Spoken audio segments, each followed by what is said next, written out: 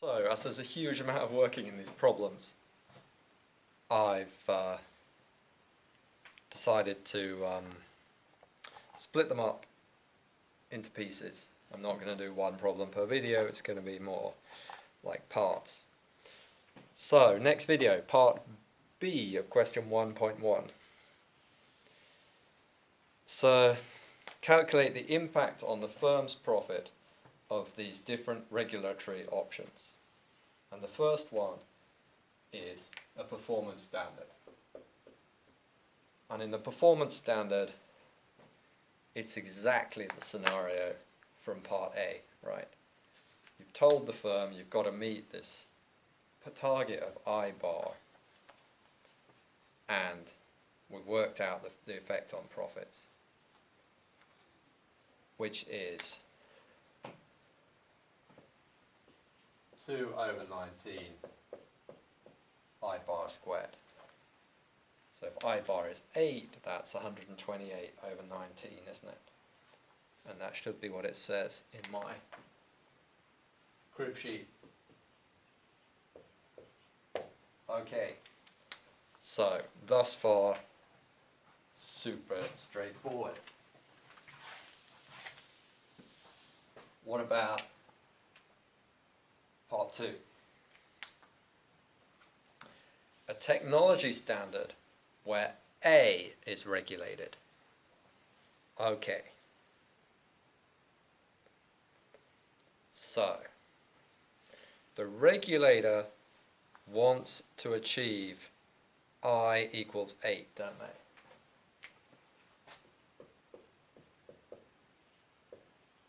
And the regulator can only choose A.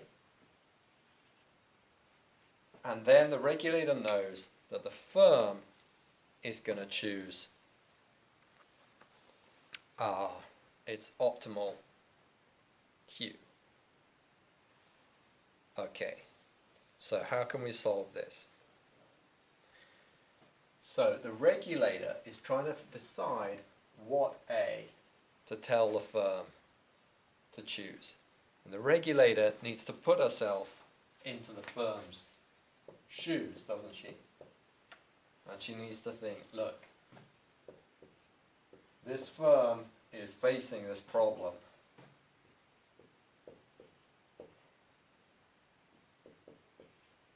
of maximizing profits by choice of Q. Okay, and I've told them what A they have to have, so that's no longer a choice variable.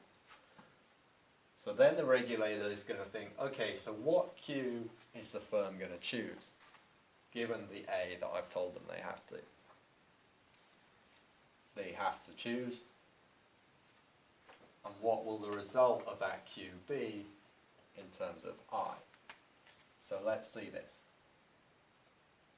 Sorry, that Q is in the wrong place, isn't it? Max by choosing Q, pi, which is equal to this. So we take the first order condition, there's only one in Q, and that gives us that 16 is equal to 4Q. Q is equal to 4. The firm is going to choose to make a quantity of 4, whatever. Okay.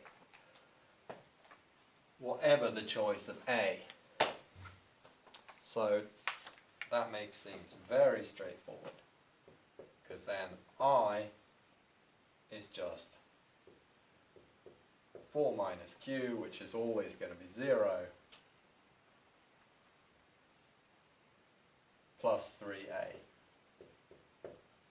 So I is going to be 3A. So what level of A does the regulator have to stipulate? The regulator has to stipulate that A is equal to 8/3.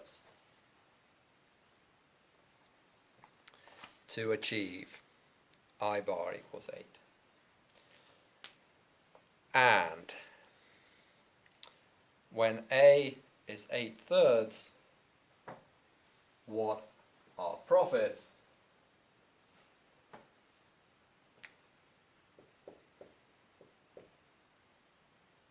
They are going to be 16 times 4 minus q squared is also 16, isn't it, times 2. So that's 4 16s minus 2 16s. That's 2 times 16 is 32 minus a squared. So that's 32 minus 64 over 9.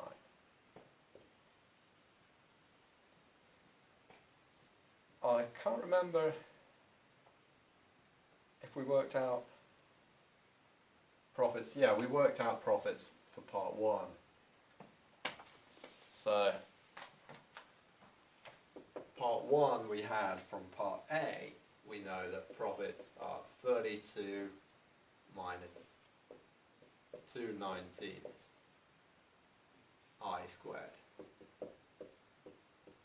In part 2, profits are, okay, well let's just do this. I squared is 64, isn't it? I is 8, so that's 128 over 90. And in part 2, profits were 32 minus 64 over 9. I wonder if you're getting that. Yeah, I think you are. Okay, so now let's look at part 3.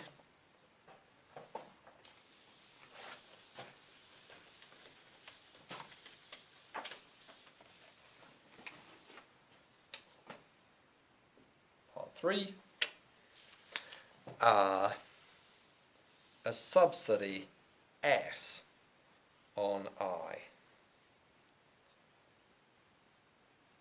Okay, so again we need to set up, the regulator needs to think about what the firm is going to do. And the firm's problem is this: maximize through choice of Q and A. PQ, so, sorry, I've got the wrong paper here. 16Q minus 2Q squared minus A squared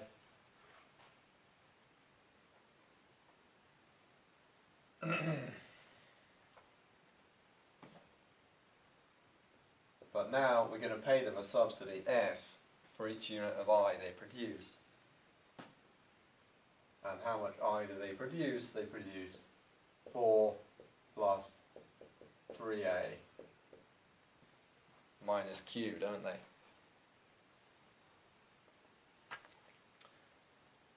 So this is what the problem the firm is going to be solving given this subsidy.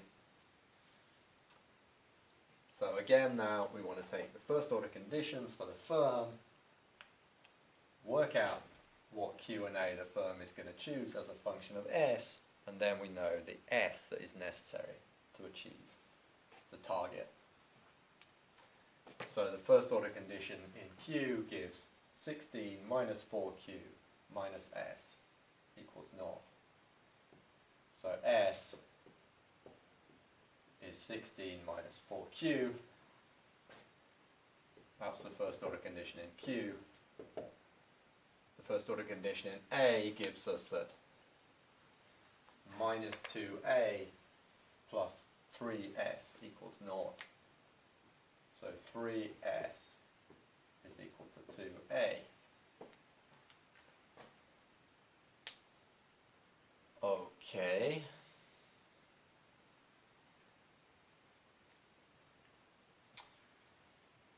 But we also know, so this is the regulator, when choosing S, knows that these two equations are going to hold. Okay. But how does the regulator then choose S? The regulator chooses S, also thinking that, look, we want 4 plus 3A minus Q to be equal to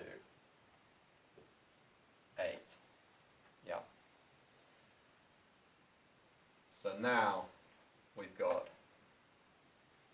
three equations in three unknowns which we can solve. We bring this over, we've got 3a minus q is 4. If we eliminate s from this, we've got that 48 minus 12q, I multiplied this by 3, is equal to 3s, which is equal to 2a.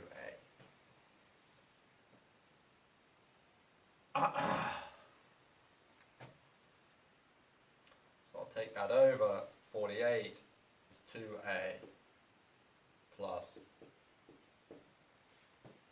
12q.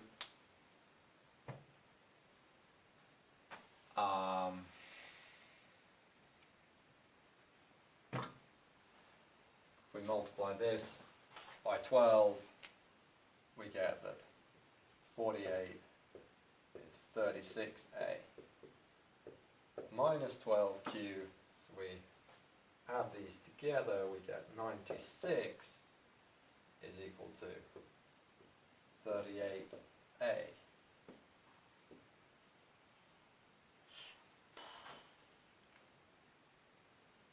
What a mess. I hope this is right.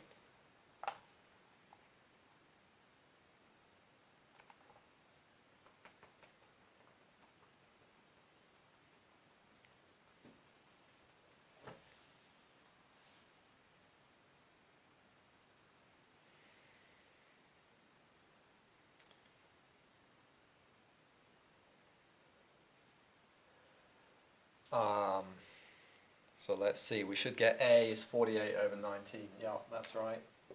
So we end up with A is 48 over 19. If we put that back into here, we can easily find the Q, but I'm going to look at my crib sheet rather than doing the math. It's 68 over 19. And S then, we can put back here, S is 2/3 of A, so S is 30, 2/3 of 48 is 32, so S is 32 over 19.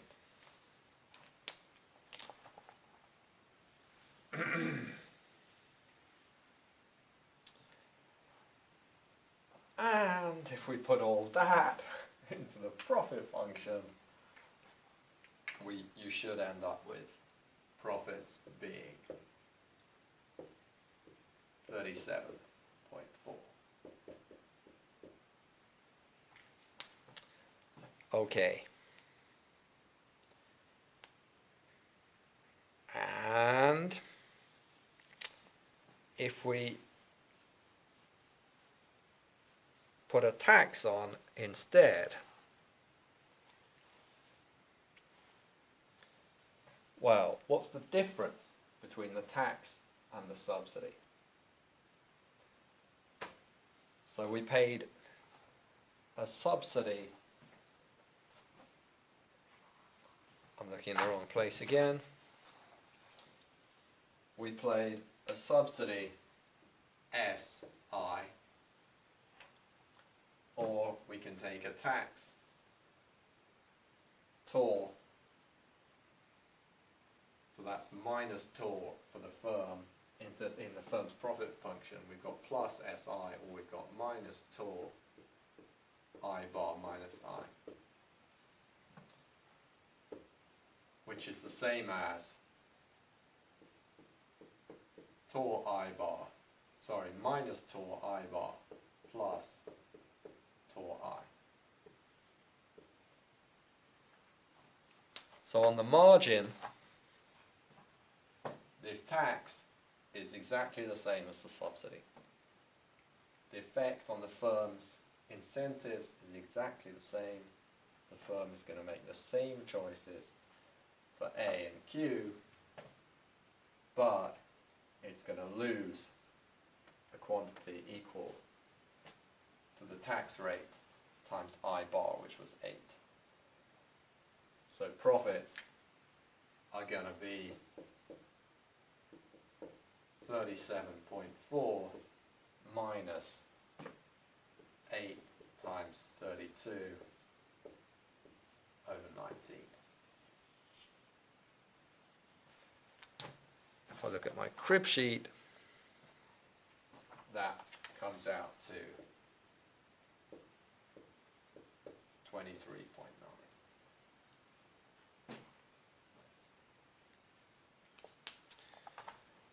Okay. So, what do we have? We have a performance standard giving this profit level. We had a technology standard giving this profit level, which is bigger out of these. That's 128 over 18, which is more, so profits are less with the technology standard because it's less efficient, I guess. It's better to regulate performance than to regulate one particular aspect of what the firm does. And then, of course, the subsidy boost firm profits, whereas the tax will reduce them.